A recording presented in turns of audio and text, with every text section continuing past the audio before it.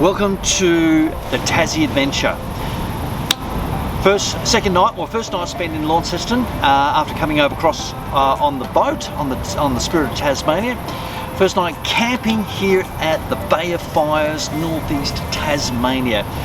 This is a superb place. The beaches are awesome, the scenery is amazing, the forest comes down to the ocean, the beaches are pristine, the water is magnificent, and the campsites are right on the beach and free. Amazing. So this afternoon I went for a swim in the beach, had a bit of a walk around, just simply beautiful.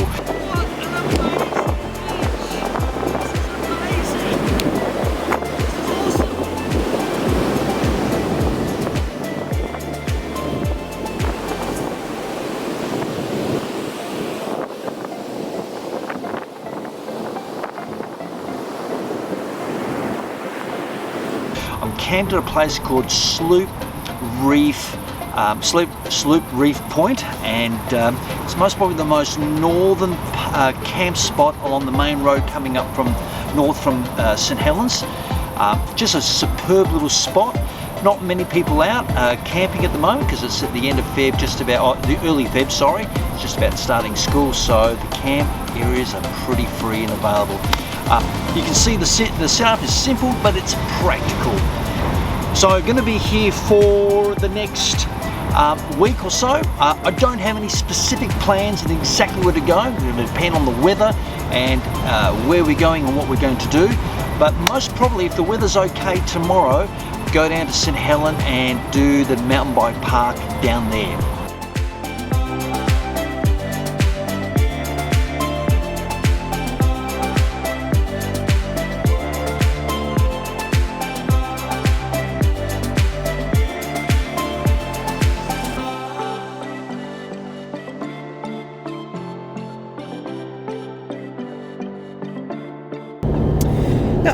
Interesting, every place that you go to, road signs, very different. As you can see, this particular road sign that I'm showing, the corner there, is a kangaroo and car. Now, I'll leave that to your imagination to work out what that means, but I think you do, but it's a strange way of illustrating the relationship between the two, or the possible relationship between the two. Then I saw these signs: platypus, echidna, on the road. They can only do 40 kilometres an hour. Well, poor buggers, I didn't even know they could go that fast, but you know, that's their speed limit. And I got thinking, would people actually think that, oh, the platypus is going to do 40 kilometres an hour, dear, so just be careful when he's coming across the road at that speed. Yeah, interesting. It should be, yeah, so maybe you should have a separate sign saying platypuses. Oh, by the way, speed limit here is only 40 kilometres an hour, not for the platypuses or the echidnas. Today we're at St Helens Mountain Bike Park. We're going to do a couple of trails, see how we go. Some good facilities, some toilets and a kiosk. So the circuit I want to do is this one here, Dreaming Pools, and I'm trying to work out where we're going. So rock lobster wedged in, and then Garnup up there, then through there. So it's going to be quite a few hours.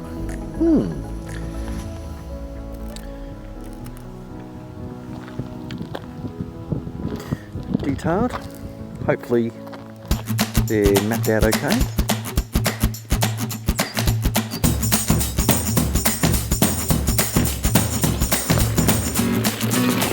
Okay, just on the wedged in trail. One of the blue rated trails. So you go through the green ones and then get onto blue ones and work your way up the hill. Yeah, pretty nice. Lovely bushland.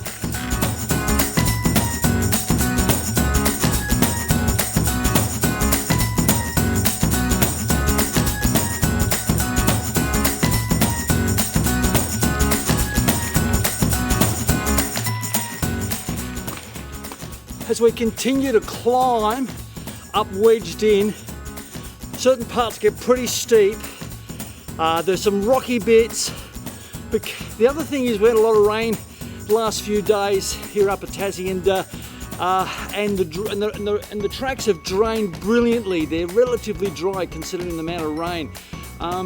So we continue to go further high. I don't know how high we're going to go because I've not been on this part of the track before, but we'll continue to climb.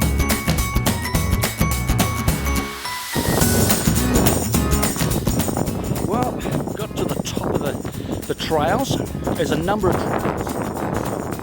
There's a number of trails that from the top here go back down, and I'm just contemplating which one I want to. I think I might do Old Sally Dog. It'll take me straight back to the trailhead.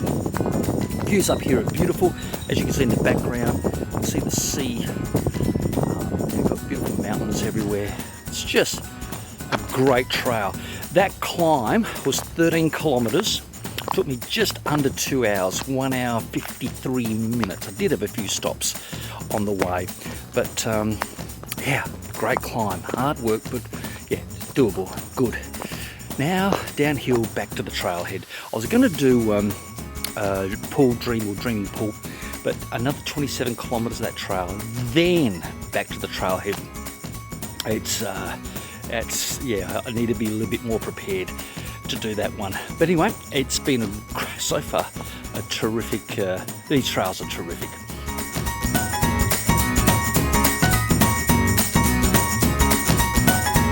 Okay, this trail, Salty, first section, downhill, lovely berms, rocky, a bit technical, nothing over the top. But yeah, keep your wits about you, but yeah, nice downhill. Then all of a sudden you get down into a nice fern gully. Beautiful, wet, rainforesty thing. And then you realise you've got to climb again. Oh boy, another climb. So from that, it's kind of still rocky, but it's a bit of a climb now. And it should take me back to the trailhead. Well, that was St Helens. About 2.5 hours on the track. Did 2.5 hours. Wow, I needed 19 Ks. A lot of us uphill. Pretty full on. Tracks are brilliant. Scenery's great. Just an awesome little place. Actually, it's not little. It's a lot of trail here. As I said, there's well over 60 Ks of trail. The one, the big one, 27 kilometre one, yeah, that would be amazing to do, but that needs to be done. Need to take a shuttle to get to the top and then do the whole circuit, because that, yeah, there's no way you're going to climb up and then do that. That's just a big day and you need to be super fit. But a great little spot. Really enjoyed it. Part of Tasmania, the northeast coast is just magnificent. You know, the interesting thing is that a number of people come along here and they've just stopped, come down the road, come and have a look at the camp spot, got on these rocks, as you can see, got on these rocks, and they've taken selfies and they've headed off. You know what? What you got to do is you've got to come and plant yourself here and absorb what is here. You know, the ocean air, the views. It takes most probably around about 12 hours just to absorb just how beautiful it is, and the peacefulness and the tranquility and just the spirit of the place. It is beautiful. So I've got 2 nights here, but I'd love to spend more. But it's only now that I'm just kind of just feeling and just going, wow, this is just amazing. The sheer beauty of it, and just kind of just relaxing and simulating it into it. This part of Tassie, camping, mountain biking, off-roading, just beautiful. So if you've got some time, make time and spend time in these locations. So I've left St Helens. I'm now up at Central Highlands, travelling through the Lakes districts down to Derwent Bridge, stopping for lunch in this wilderness area. Quite interesting. Now, just thought I'd give you a quick look on how the car's set up for a quick lunch. And also, if you're wondering why I've got all this on hood on, it's cold. It's only about 12 degrees. We've had a lot of rain. It's been windy. So I'm rugged up a bit. But this is the vehicle, and this is how I've set up for lunch. Just here, we've got the stove comes out, just connects it to the gas bottle quickly. Got access to my plates, knives, forks, fridge, food, and it's just simple. Just I had a couple of hamburgers, just cooked them up. Some water. I've got 15 litres here, and I've got another 35 tucked in the back behind here, which came with the drifter drawer set. So 35, so 50 litres. That lasts me at least a week.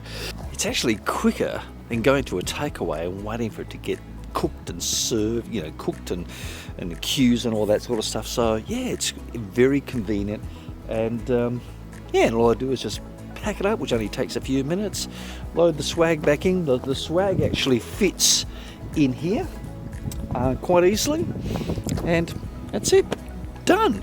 Back on the road. Couple of things I'd like you to ponder. Firstly, glove box. When was the last time you put gloves in a glove box? And why do they call it a glove box? The rear part of your car they call a boot. Why do they call it a boot? As with all plans, they're subject to change. Just came off Marlborough Road, and I'm going to Pine Tier Lagoon. This is the lagoon.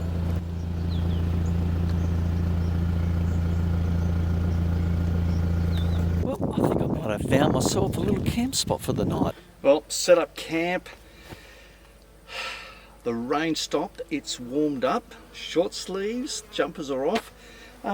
We're about 600 metres above sea level, and the high plateau we're over 1,000, so it's a little bit warmer here, which is nice. I'm going to grab a book and maybe a drink and just chill out and enjoy.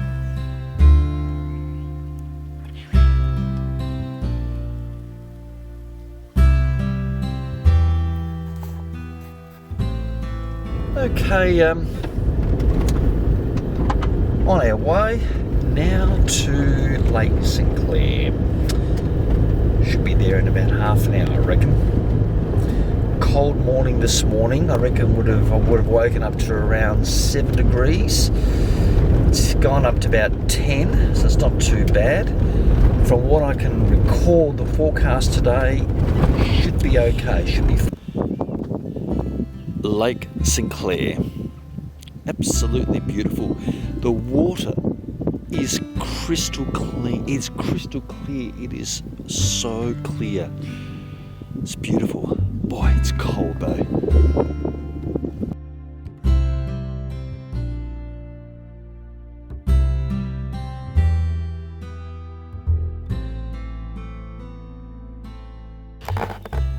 Okay, Lake St Clair.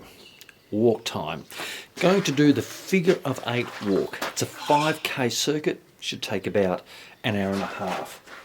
We're looking at, if we have a look at the map there, looking about doing this here, back here. So not a huge walk, but a walk nonetheless. Let's have a look around.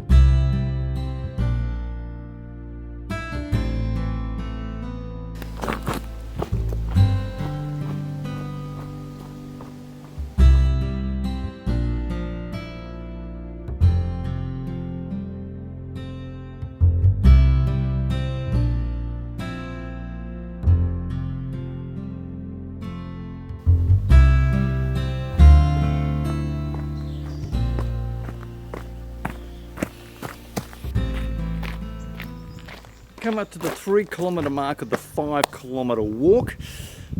It's beautiful, some stunning vegetation to see. This forest is just so rich in colour. These ferns are so green, and even the reds on those gum trees are so vibrant. It's lush. Yep, it's good. It's brilliant. We're going to go by the foreshore. We are here. There. So I was meant to do this spot, but somehow I missed this junction. Well, I didn't miss it. I just didn't read the signs, silly me. So I'm not coming down here. That's okay. Anyway, we'll do this part here and then go back to the visitor centre. This is so beautiful. So peaceful too.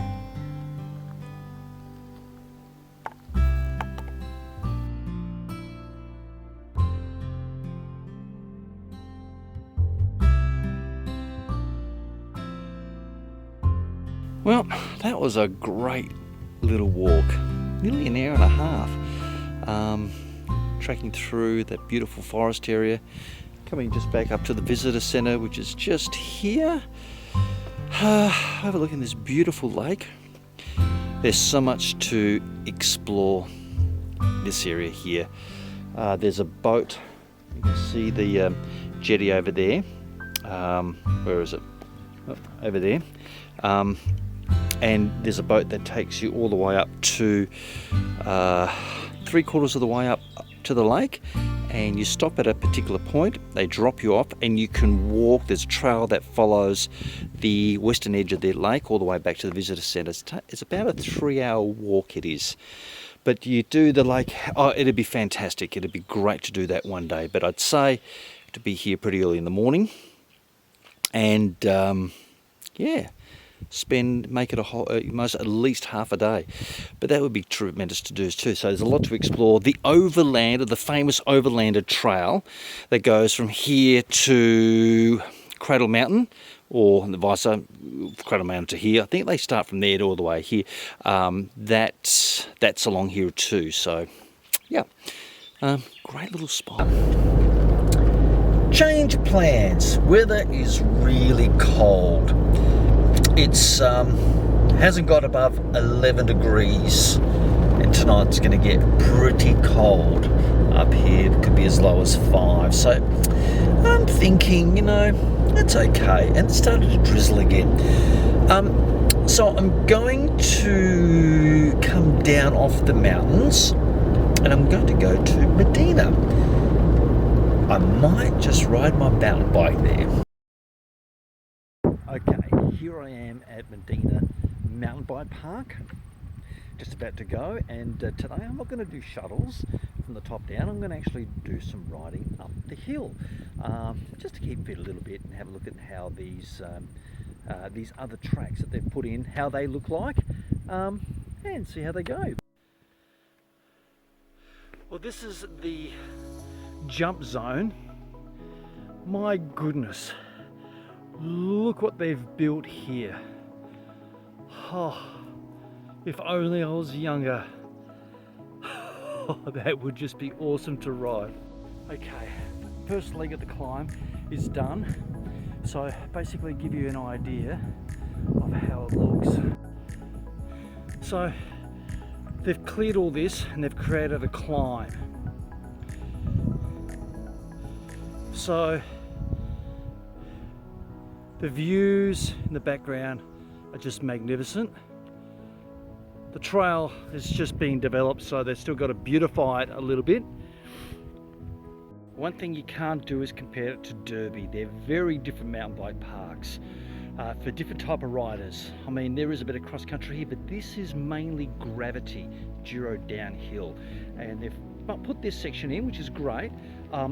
It's not like Derby, it's different, but it's unique. They're very different mountain bike parks, and if you've never been to either, you need to. They're just amazing. I rode here in Maydena a couple of years ago, and the gravity trails were just awesome. This section of the forest, as we start to climb, are in beautiful Oh, it's just absolutely so green, so beautiful, so lush. And the track is winding its way up the hill. It's the air. Oh, it's just rich in flavour and freshness. It sounds stupid, but it is. I've got a little bit of sun cream there. What's that? Yeah, a bit of sun cream. And I've not been dribbling. We've reached emergency point number 26. And this is kind of an intersection, a junction for all sorts of different descents that you can tackle. And to our right up the hill, you've got all these descents coming down. And then you've got a choice of which one you like to take. We continue to climb, and that's to our left there where the pink purple sign is. Okay, we're at the second level. We've got one more to go. Another intersection. As you can see, there's some serious descents here. There's quite a number coming down off the hill, and you can choose which one of these you want to go down back to the trailhead at the bottom. Now, this climb from that first intersection to the second intersection, you know what, that was a pretty brutal climb. I don't even know if John Heap could climb that, really honest. You know, you'd need everything you can to do that climb. You need your ketosis, indigenous protein, X chromosome type organic supplements to get up there, with a handful of ancient grain seeds. I think that'll do the trick, maybe even for John. But if you haven't got that, just bacon and eggs will do. Okay, as you climb, you'll see some of these signs called yield. Now, what it is, it's an intersection. Riders are coming down the hill super fast down the track, so here you need to be aware. I would think, just a suggestion to Maydena, is that put a sign saying stop, give way, bikes coming at supersonic speed down the hill from the left. Do not pass until you look. Make it clear. Yield. Oh, we're in some beautiful rainforest area here. Really just superb, beautiful.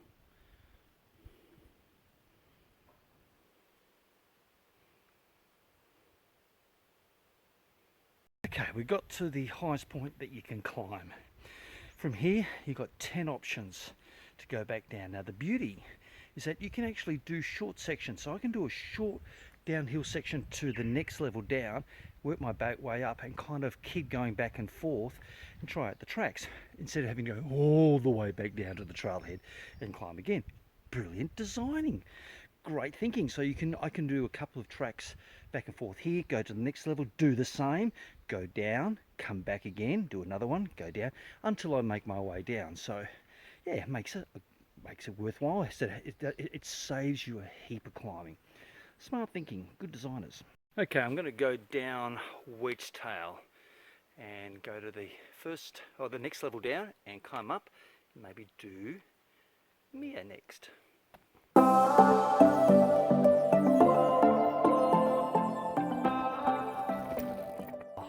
That was fun. That was a good trail. It's hard to stop and film as you're going down because you're in flow. You're going and you stop to take feel. It's just really spicy occasion. But yeah, I'll whip back up and do another one. Well, my visit to Maydena Mountain Bike Park was not disappointing. It was so much fun.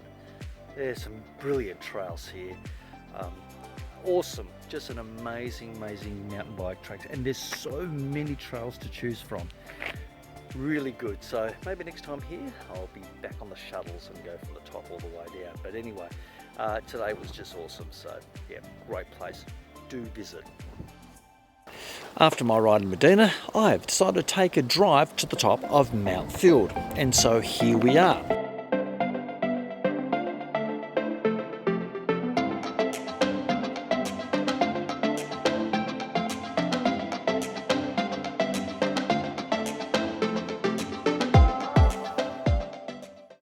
Okay, here I am set up camp at Mount Field National Park. Mount Field National Park has this little campground and it's brilliant. It's got showers, it's got laundry, it's got all sorts of things. And you know what? It's only $10 per person per night. What terrific value. So I've set myself up here with the swag. Weather's looking good. No need to put the canopy up or anything like that. So perfect. Okay, leaving Mount Field National Park. Great little stay. Maydena mountain bike park. Oh, that was good. A lot of fun.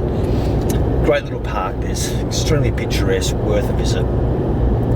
I'm heading to Hobart now. I'm going to spend the night there, enjoy Hobart. It's a nice little town, and then tomorrow head up north again. And on Saturday, back on the spirit of Tasmania and home. I've travelled down to southeast Tassie to a place called kind of a nature recreation area. Now, I'm going to do some mountain biking here today. I found this place on Trail Forks and I thought, okay, we'll have a look at it and check it out and see what it's like. One arm banded. It goes from here down through here, and then, yeah, depending on how steep and how tall this mountain is, got no idea what we're doing.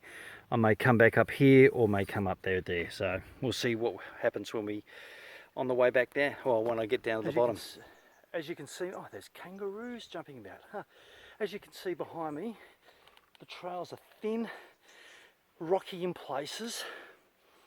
A bit of hard work, but the scenery is really lovely. It's beautiful bushland. It continues to be narrow, rocky and off camber in sections. The views. Beautiful little town called Snug, S-N-U-G. It's just down there in the bay. In the background you've got Mount Wellington, which is under cloud, and then you've got a lovely bit of ocean. Made it to the bottom of the trail. It was a good old-fashioned mountain bike trail. Okay, heading back to the main fire road.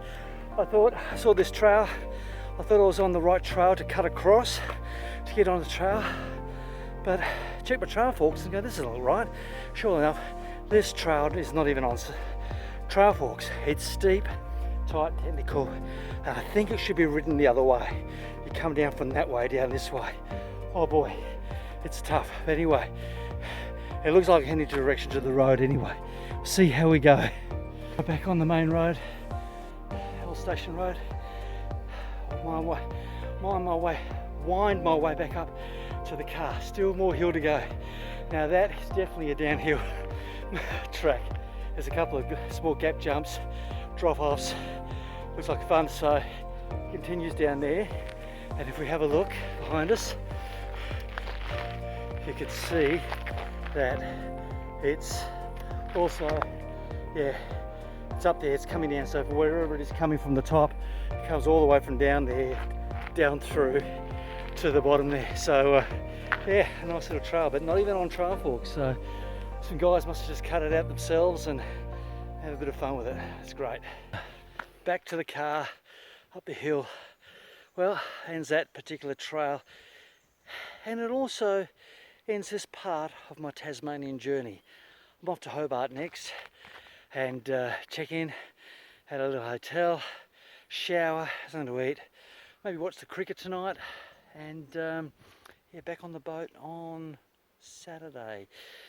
Back to Melbourne. It's been fantastic, and 3 rides, a hike, good look around. Yeah, it's been good. Thanks for joining me, and don't forget to check our website out. All the details are below on the detail area, and if you like, please subscribe and press like, and that'd be fantastic. Thank you for your support, and thanks for watching this, and until next time and to the next adventure. Thanks, bye.